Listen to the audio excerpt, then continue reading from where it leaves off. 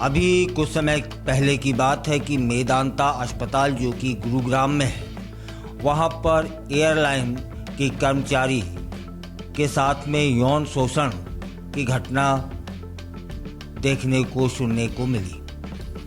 फिलहाल तो आरोपी भी गिरफ्तार कर लिया गया है और आरोपी उसी हॉस्पिटल मेदांता अस्पताल का कर्मचारी है जिसका नाम दीपक कुमार है।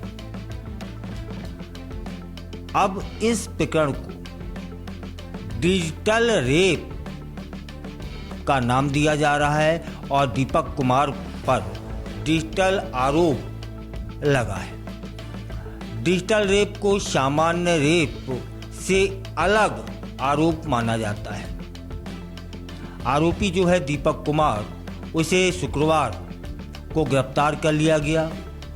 गुरुग्राम पुलिस ने कई सीसीटीवी फुटेज के माध्यम से जांच की और पाया कि हाँ, उसने डिजिटल रेप किया है।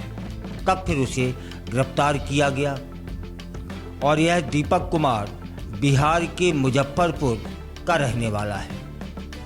अभी उसने 5 महीने पहले ही मेदांता अस्पताल में काम शुरू किया था।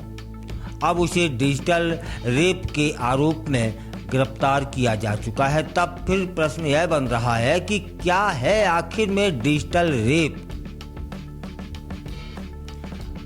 आम बोलचाल की भाषा में जब किसी शब्द के आगे डिजिटल लग जाता है ना, तब हम सभी समझ भी जाते हैं कि यह मामला तकनीक से जुड़ा होना चाहिए और तकनीक से जुड़ा होने के साथ साथ हम इसे खास तौर पर इंटरनेट से जुड़ा मानने लगते हैं। डिजिटल ट्रांजैक्शन, डिजिटल मीटिंग और भी कई उदाहरण आपको मिल जाएंगे, लेकिन यह मामला थोड़ा सा अलग है।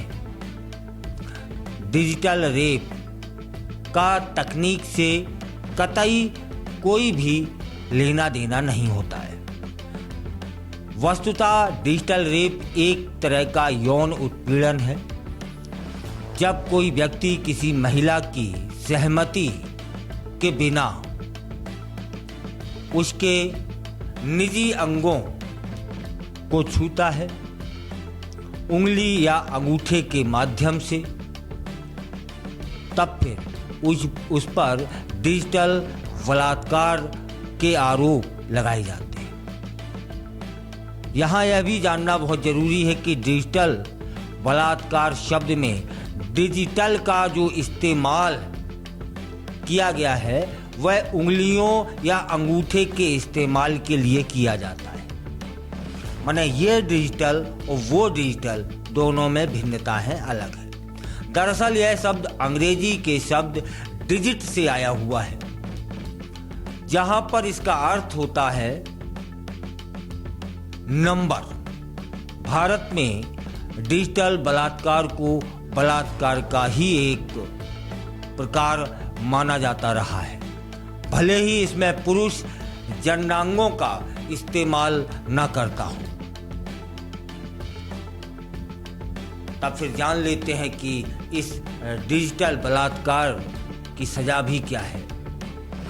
डिजिटल रेप को पहले भारतीय कानूनों में छेड़छाड़ की श्रेणी में रखा जाता था और इसको बलात्कार का दर्जा नहीं दिया गया था।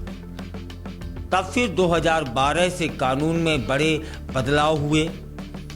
कानून कहता है कि अगर कोई व्यक्ति किसी महिला की अनुमति के बिना उसके गुप्तांगों या मुंह में किसी भी तरह की चीज डालने का प्रयास डालता है, तब फिर उसे बलात्कार माना जाएगा। और अगर कोई व्यक्ति सबूतों के सहित डिजिटल रेप करता हुआ पाया गया, दोषी पाया गया, तब फिर उसको 5 साल की सजा हो सकती है। कुछ मामलों में यह सजा बढ़ाई भी जा सकती है। आईपीसी के अलावा सजा का यह प्रावधान बच्चों को यौन अपराधों से बचाने के लिए बनाए कानून पॉक्सो के उल्लंघन पर भी होता है। अब न्यायालय भी डिजिटल रेप जैसे अपराधों को लेकर सख्त हो गई है। फरवरी 2025 में दिल्ली में एक अदालत ने 2 साल की मासूम के साथ डिजिटल रेप मामले में एक व्यक्ति को 25 साल की सजा सुनाई थी। अदालत ने कहा था उस समय कि भले ही आरोपी व्यक्ति ने पीड़िता के निजी अंगों को लेकर कोई अपराध नहीं किया है, तब भी उसको डिजिटल रेप का आरोपी माना गया। 25 साल की सजा हुई और 13.5 लाख रुपए मुआवजा दिया गया। और ताजा मामला गुरुग्राम से आ रहा है। गुरुग्राम का मामला डिजिटल रेप क्यों है? गुरुग्राम के जो अस्पताल है मेदांता, जिसमें रेप का आरोपी एयरलाइन कर्मचारी के साथ में यह घटना करता है, तब फिर कर्मचारी से जो बात की गई उसने बताया कि उसके साथ यह हरकत ICU में तैनात आरोपी ने की। भर्ती के समय वह कुछ भी देख नहीं पा रही थी, लेकिन अवचेतन अवस्था में होने के कारण भी वह सुन तो सकती थी। पीड़िता बताती है कि आरोपी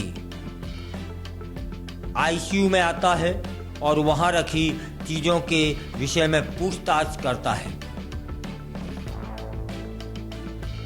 और उसे वहां मौजूद 2 नर्सें उन चीजों को दे रही थी।